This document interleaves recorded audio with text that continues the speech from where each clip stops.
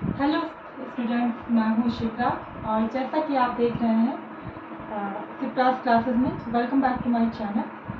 और कल हमारी फर्स्ट क्लास हुई थी, आज मेरी आप लोगों के साथ सेकंड क्लास है। और मैंने जीएस में जैसा कि आप लोगों को बताया कि यूपी पुलिस, यूपी एसआई और आपको यूपी एलडी ग्रेड में जीएस के जो भी स्टूडेंट्स हैं उन लोगों के लिए काफ़ी हेल्पफुल होने वाली है मेरी क्लासेस। तो प्लीज़ आप मुझे उम्मीद है आप लोगों ने कल भी मेरी क्लासेस को काफ़ी लाइक किया होगा, पसंद किया होगा। आज भी आप मेरी क्लास को पसंद करेंगे। कंटेंट कैसा लगा, मैं क्या इम्प्रूवमेंट कर सकती हूँ, प्लीज़ मुझे लगातार मैसेज करते रहिए और मुझे बताते रहिए। तो चलिए चलते हैं हम लोग आगे की क्लास करने के लिए। तो कल हम लोगों ने जहाँ पे ख़त्म किया था, हम लोग उसके आगे से शुरू करते हैं। हड़प्पा काल के लोग किस वस्तु के उत्पादन में सर्वप्रमुख थे? देखिए, हड़प्पा काल के जो लोग थे वो लोग सबसे ज़्यादा उत्पादन सिर्फ कपास का करते थे। अब आप अगर आपने हिस्ट्री का एक भी रीडिंग लगाया हुआ है तो आप लोगों को याद आ रहा होगा कि कपास नाम आप लोगों ने और पहले कहाँ सुना हुआ है। तो कपास नाम आप लोगों ने एक बार मॉडर्न हिस्ट्री में भी पढ़ा हुआ है। जब अंग्रेज भारत आए हैं तो उन्होंने कपास की फसल को नष्ट करके नगदी फसलों को उगाया है। ये हम लोग ने मॉडर्न हिस्ट्री में पढ़ा। तो जो कपास की फसल है वो आप देख लीजिए, जो उसका उत्पादन है वो आपका हड़प्पा काल से ही होता चला आ रहा है। यानी कि कपास की फसल भारत में जो हो रही है वो हड़प्पा काल से ही होती चली आ रही है। इसका साक्ष्य प्राप्त हुआ है और सबसे ज़्यादा जो उत्पादन हुआ है वो हुआ है कपास का। हड़प्पा सभ्यता का सर्वप्रथम खोजकर्ता कौन था? हड़प्पा, देखिए ये तो सीधा सीधा फैक्ट वाइज क्वेश्चन है। इसको इतिहासकार हैं जिन्होंने उसकी खोज करी। तो इसके सर्वप्रथम जो खोजकर्ता थे वो आपका दयाराम साहनी थे। ये तो सीधा सीधा आपको याद करना पड़ेगा, इसमें कोई कंसेप्ट वगैरह क्या लगेगा। सिंधु सभ्यता का पत्तन नगर कौन सा था? अब देखिए, सिंधु सभ्यता जो थी वो एक नगरीय सभ्यता थी।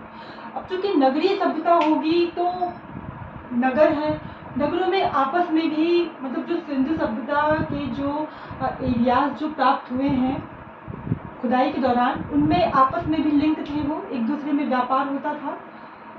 और इसके बाहर भी होता था, जैसे कि कल मैंने आप लोगों को बताया था, अफ़गानिस्तान है, ओमान है और आपका बलूचिस्तान है, ईरान है, इराक है, इस तरीके की चीज़ें थी। तो इन जगहों पे से जब व्यापार होता था तो क्योंकि ये एक नगरीय सभ्यता थी तो व्यापार भी होगा, और व्यापार होगा तो वहाँ पे एक बंदरगाह और पत्तन का होना भी स्वाभाविक सी बात है। तो वहाँ के जो साक्ष्य प्राप्त हुए हैं वो आपका लोथल नामक स्थान से ही प्राप्त हुए हैं। अगला क्वेश्चन देखेंगे, सिंधु सभ्यता के लोग माप और तौल से परिचित थे। देखिए, माप और तौल की जो इकाइयाँ होती हैं, जैसे कि दूध मापने की इकाई है ना, पानी मापने की इकाई, तो ये सब क्या है, माप और तौल से परिचित थे। मतलब कि वो माप और तौल वो लोग करते थे। तो इसका साक्ष्य भी हमें कहाँ से मिला हुआ है? आपका लोथल से। अगला क्वेश्चन आता है, हड़प्पा कालीन समाज किन वर्गों में विभक्त था? देखिए, हर समाज का, कोई भी समाज हो, हड़प्पा सभ्यता है या आप हिस्ट्री में आगे भी आप लोगों ने पढ़ा होगा, रीडिंग लगाई होगी, हर समाज का कोई ना कोई वर्ग होता है। जैसे कि अभी आपके आसपास का समाज है वो भी जाति व्यवस्था में या कुछ वर्गों में डिवाइड है। तो हड़प्पा सभ्यता का भी, हड़प्पा समाज का भी एक वर्ग था, जिनमें से था विद्वान थे, योद्धा वर्ग था, व्यापारी वर्ग था और श्रमिक वर्ग था। देखिए, जब नगरीय सभ्यता होगी तो व्यापारी होना स्वाभाविक है। उच्च स्तर पर व्यापारी होंगे और निम्न स्तर पर श्रमिक होंगे।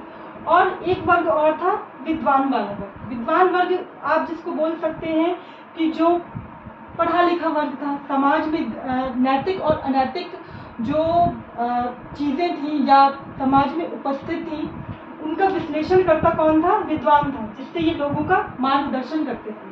और एक वर्ग था आपका योद्धा। योद्धा वर्ग यानी कि युद्ध करने वाला एक वर्ग था, योद्धा वर्ग। और ये समाज की रक्षा करते थे, अपने समाज के रक्षक थे। अब नेक्स्ट क्वेश्चन आता है, सिंधु सभ्यता का सर्वाधिक उपयुक्त नाम क्या है? तो देखिए, सिंधु सभ्यता का जो सर्वाधिक उपयुक्त नाम है वो आपका हड़प्पा सभ्यता है।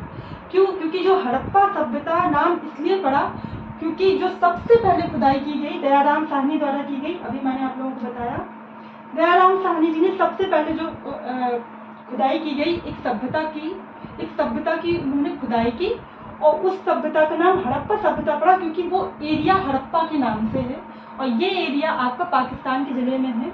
और चूंकि इस एरिया के पास सिंधु नदी है, इसलिए इस सभ्यता को सिंधु घाटी की सभ्यता भी कहा जाता है, और हड़प्पा स्थल का नाम है, इसलिए इसको सीधा सीधा हड़प्पा सभ्यता बोल दिया जाता है। अब अगला क्वेश्चन आता है, निम्नलिखित में से कौन से लक्षण सिंधु सभ्यता के लोगों का सही चित्रण करते हैं? कौन से लक्षण है जो, देखिए इनमें से 3 पॉइंट दिए गए हैं, फर्स्ट, सेकंड एंड थर्ड। तो देखिएगा, उनके विशाल महल व मंदिर होते थे। देखिए सिंधु सभ्यता में कोई राजा महाराजा या आम जनसाधारण या महल मंदिरों का कोई जिक्र नहीं है, क्योंकि उस टाइम तक तो महल और राजा का कोई कॉन्सेप्ट नहीं था, ना ही आया था अस्तित्व में। तो ये वाला जो एक ऑप्शन है, ये वाला तो वैसे ही रॉन्ग हो गया, क्योंकि अस्तित्व तो बहुत बाद में आया है। हम पहला साम्राज्य पढ़ेंगे, मगध साम्राज्य, तब से आप देखेंगे महल व मंदिर वाला या राजा वाला जो भी आपका कॉन्सेप्ट है वो आगे देखेंगे। वे देवियों और देवताओं दोनों की पूजा करते थे। वे देवियों और देवताओं यानी कि जो पुरातात्विक साक्ष्य जो प्राप्त हुए हैं, मुद्राएं जो उनकी प्राप्त हुई हैं, उन मुद्राओं में कुछ देवियों की मूर्ति पाई गई है। तो ऑब्वियसली सिंपल सी बात है, उनकी पूजा होती होगी देवियों की। एक देवी है, उनके पेट से उर्वरता की देवी, उनके पेट से पौधा निकला हुआ है, उनकी पूजा होती थी। और देवताओं में जैसे कि आपके पशुपति जी थे, और भी मोहरों पे कई देवी देवताओं की है। तो ये वाला ऑप्शन आपका बिल्कुल सही है, ये वाला राइट ऑप्शन हो जाएगा। थर्ड ऑप्शन है, वे युद्ध में घोड़ों द्वारा खींचे जाने वाले रथों का प्रयोग करते थे। तो देखिए घोड़ों का तो प्रॉपरली कोई साक्ष्य ही नहीं है, अगर थोड़ा बहुत है, बट ऐसा कोई साक्ष्य नहीं है कि घोड़ों द्वारा कोई काम लिया जा रहा है, या उनको अपनी जो डेली रूटीन की लाइफ है वो उस लाइफ में घोड़ों का उपयोग कर रहे हैं, या वो घोड़ों द्वारा रथों को खींचा जा रहा है, ऐसा कोई साक्ष्य नहीं है। तो ये वाला जो ऑप्शन है, ये वाला भी रॉन्ग हो गया। तो आपका केवल इसमें से एक ऑप्शन सही है, option number second. Next question आता है, हड़प्पा सभ्यता की खोज किस वर्ष हुई थी? देखिए हड़प्पा सभ्यता को दयाराम साहनी द्वारा सबसे पहले खोजा गया, और 1921 में खोजा गया।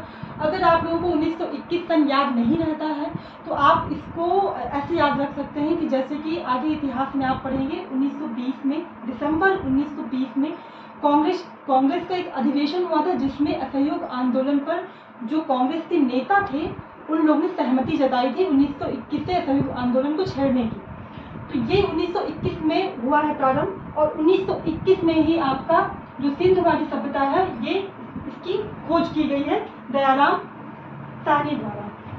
अब अगला क्वेश्चन आता है, हड़प्पा सभ्यता के बारे में कौन सी उक्ति सही है? इसमें भी 4 ऑप्शन है, देखते हैं चलिए। अश्वमेध की जानकारी। देखिए अश्वमेध एक यज्ञ होता है। जब घोड़े का ही कोई बहुत अस्तित्व नहीं था तो अश्वमेध की तो कोई ऐसी चर्चा ही नहीं है। अश्वमेध की जानकारी तो आपको जो साक्ष्य है वो अपर्याप्त है, और इस हिसाब से अश्वमेध वाला जो ऑप्शन है ये वाला रॉन्ग हो जाएगा। और आप लोगों को अगर याद होगा तो अगर आप लोगों ने रामायण देखी होगी तो जो श्री राम जी हैं उन्होंने अश्वमेध यज्ञ करवाया था। मैं आपको बता दूं अश्वमेध यज्ञ क्या होता है। उसमें क्या होता है कि जो राजा होता है वो एक घोड़ों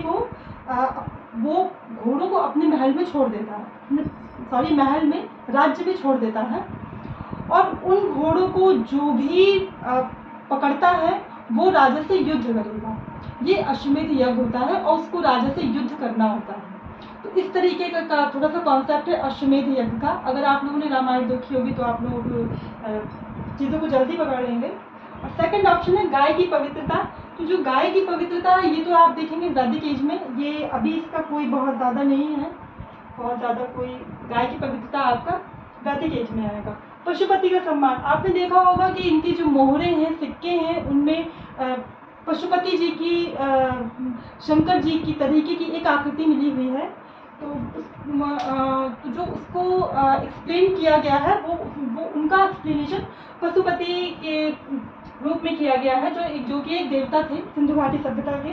ये एक देवता माने गए हैं और इनकी पूजा होती थी। उन लोगों ने उनका सम्मान किया है, पूजा उनकी आरंभ की थी। संस्कृति स्थिर नहीं थी। अब क्या आप लोग इस बात से सहमत हैं कि संस्कृति स्थिर नहीं थी? जब एक नगरीय सभ्यता निचले स्तर पे भी है और ऊंचे स्तर पे भी है, तो जब वो दोनों ही स्तर पे एक सभ्यता है, और जो भी आप इसके एरियाज देखते हैं, कालीबंगा है, मोहनजोदाड़ो है, या चंद्रविदगो है, लोथल है, रंगपुर है, तो जो इस तरीके के जो स्थल हैं आपके, इनमें आप देखेंगे कि समाज में ही निचला स्तर भी है और उच्च स्तर भी है। तो प्रॉपर कहीं ना कहीं इनकी भी एक संस्कृति रही होगी। जैसे आज हम अपनी सोसाइटी में क्या देखते हैं कि वर्ग हैं, हमारे समाज में भी वर्ग हैं, तो क्या उनकी अपनी कोई संस्कृति नहीं है? उनकी संस्कृति भी है और उनकी एक सभ्यता भी है। तो इसी प्रकार से जब कोई सभ्यता नगरीय सभ्यता थी, और ये सभ्यता जो कि 2500 ईसा पूर्व से आपका 1750 ईसा पूर्व तक रही, एक चरमावस्था पे रही, तो उसकी भी एक अपनी संस्कृति थी। तो ये वाला ऑप्शन तो खैर